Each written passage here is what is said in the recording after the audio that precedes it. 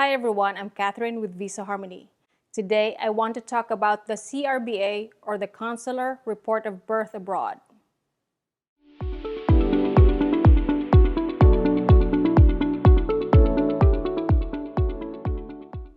If you are a U.S. citizen and you have a child who was born outside of the USA, you can file for the CRBA or Consular Report of Birth Abroad at the U.S. Embassy or Consulate at the country where the child was born to be able to transfer the U.S. citizenship to your child. There are a lot of requirements to file for CRBA, and it depends if the U.S. citizen is the mother or the father of the child. I will not discuss the details in this video, but instead I will link the checklist of the requirements and forms to fill out in the description box. Basically, the U.S. citizen parent will need to prove that he or she was a U.S. citizen at the time the child was born and that the U.S. citizen parent physically lived in the USA. The length of required residence time will depend on when the child was born.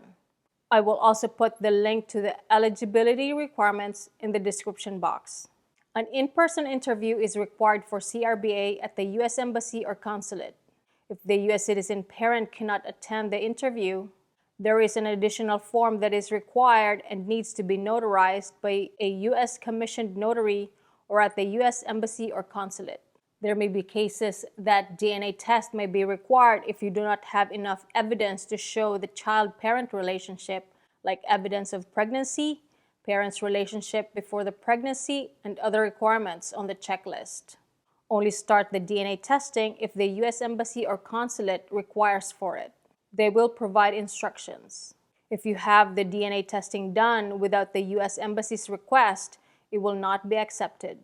CRBA must be filed and approved before the child's 18th birthday. For children that are 18 or older and born outside of the USA, they can still claim U.S. citizenship through at least one of the parents. Once the citizenship claim is confirmed, the applicant will be qualified for a first-time U.S. passport and can be filed at the same time during the interview. Note that the U.S. citizen parent needs to acknowledge the child and needs to be involved in the whole CRBA process. You cannot file for CRBA without the U.S. citizen parent because the form needs to be signed by the U.S. citizen parent and there are a lot of requirements.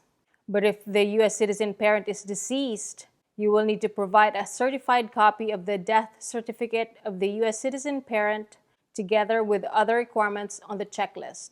That's it for today. If you have any questions on this topic, please post them in the comment section below or send us an email at ask@visaharmony.com. Thank you and see you next time.